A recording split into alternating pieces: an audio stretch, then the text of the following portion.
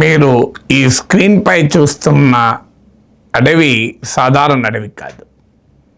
ఇది అటవీ హక్కుల చట్టం అమలు విశిష్టతను తెలిపేటువంటి దృశ్యం. అడవికి ఆదివాసీలకు మధ్య ఉన్న ఒక అవినాభావ సంబంధాన్ని తెలిపే దృశ్యం.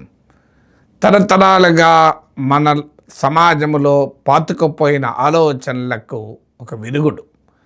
సాధారణంగా ఏమనుకుంటారు, అడవికి శత్రువు ఆదివాసీలు అన్నట్లుగా భావిస్తూ ఉంటారు. సో అడవిని సంరక్షించడంలో ఆదివాసీల కీలక పాత్ర మర్చిపోయి పెద్ద పెద్ద ప్రాజెక్టుల పేరిట, కన్జర్వేషన్ పేరిట ఆదివాసీల్ని అడవికి దూరం చేస్తున్నటువంటి దుర్మార్గం చూస్తున్నాం. కానీ ఆదివాసీల చరిత్ర తెలిసిన ఎవరైనా వారు అడవికి శత్రువులు కాదు. కొంత పోడు వ్యవసాయం లాంటివి ఉండవచ్చేమో, కానీ బట్ అడవిని తరతరాలుగా సంరక్షించేది ఆదివాసీలే. అందువల్ల అడవికి కానీ అడవిలోని వన్యమృగాలకు కానీ ఆదివాసీ శత్రువు కాదు. నిజంగానే ఆదివాసీలే శత్రువులైతే ఇప్పటికి అడవి మిగిలేదే కాదు, వన్యమృగాలు మిగిలేవే కావు. ఆధునిక మానవుడు అడవిలోకి వెళ్ళి అడవిని ఒక కమాడిటీగా మార్చిన తర్వాతనే అడవులకు ప్రమాదం ఏర్పడింది. ఈ వాస్తవాన్ని తెలిపేటువంటి ఒక ఆసక్తికరమైన కథనం ఇది. మీ అందరికీ తెలుసు, 2006లో అప్పటి యూపీఏ ప్రభుత్వం ఒక అద్భుతమైన చట్టం తెచ్చింది. అటవీ హక్కుల చట్టంగా, ఫారెస్ట్ రైట్ యాక్ట్స్గా చెప్తారు. షెడ్యూల్ తెగలు ఇతర సాంప్రదాయ అటవీ అడవుల్లో నివాసం ఉండేవారి హక్కుల పరిరక్షణకు ఈ చట్టం తెచ్చారు. Not just only tribes but traditional forest dwellers అని. అంటే ఆదివాసీలు కాకపోయినా దశాబ్దాలుగా కనుక ఉండే ఆదివాసీయేతర పేదలకు కూడా అడవి పైన, తాము దున్నుకునే భూమిపైన హక్కులు కల్పించారు. అప్పటి వరకు ఉన్న చట్టాలు కొలోనియల్ చట్టాలు. ఫారెస్ట్ అధికారులు అడవిలో ఆదివాసీలను ఒక ఆక్రమణదారులుగా, అడవిని నశింపజేసే వారిగా చూసేవారు. అనేక సందర్భాల్లో ఆదివాసీలకు అటవీ అధికారులకు ఘర్షణలు జరిగేది. ఈ ఆలోచన సరళి మార్చి వలసవాద దృక్పథాన్ని పక్కన పెట్టి అప్పటి యూపీఏ ప్రభుత్వము అటవీ హక్కుల చట్టం తెచ్చింది.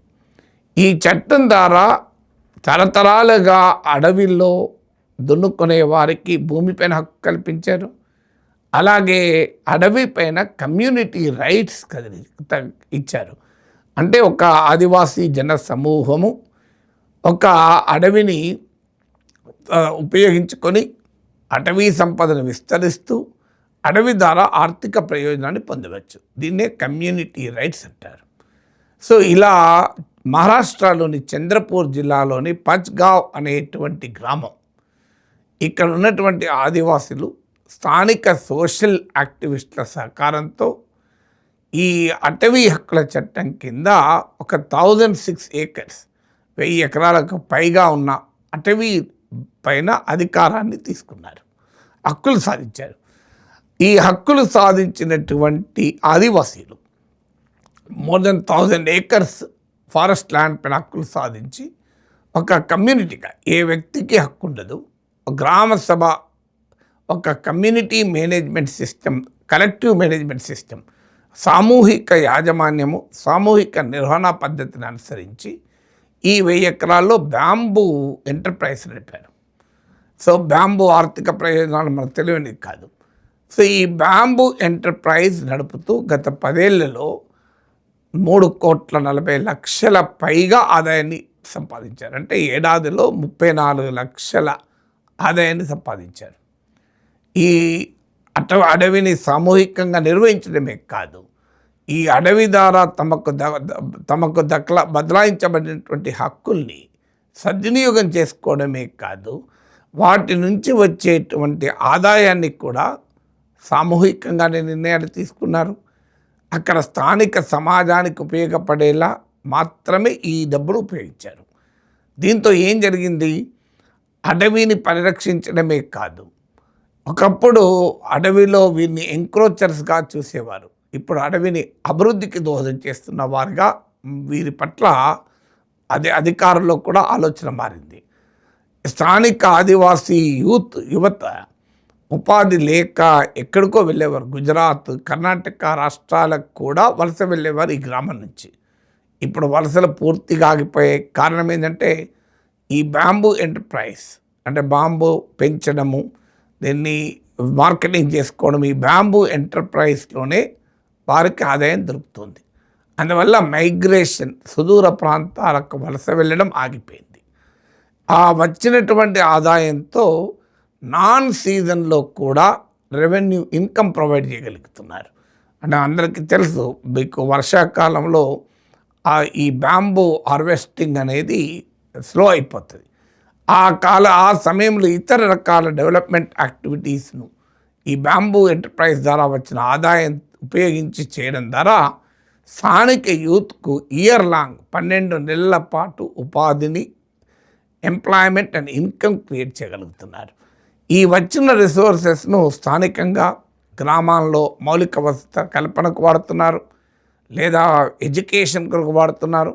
ఇంకా మిగిలితే ల్యాండ్ అడిషనల్గా కొని కూడా తమ కమ్యూనిటీ కింద బ్యాంబూ ఎంటర్ప్రైజ్ను విస్తరించుకోవటానికి వాడుతున్నారు. చూడండి, ఒక హక్కులు కల్పిస్తే ప్రజలు ఏ రకంగా ఆ హక్కుల్ని సద్వినియోగం చేసుకుంటారు. అడవికి ఆదివాసీ ఎంతటి స్నేహితులో రుజువు చేసేటువంటి ఒక ఆసక్తికర కథనం. అన్ఫార్చునేట్లీ ఫారెస్ట్ రైట్స్ యాక్ట్ చాలా రాష్ట్రాల్లో సమర్థవంతంగా అమలు కాలేదు. బాగా అమలైన రాష్ట్రాల్లో మహారాష్ట్ర ఒకటిగా ఉంది. నిజంగా చెప్పాలంటే బాగా అమలైతే ఈ అడవిని డెవలప్ చేయడమే కాదు, అడవి పైన తరతరాలుగా ఆధారపడినటువంటి ఆదివాసీ కుటుంబాలకు ఆదాయాన్ని కల్పించవచ్చు.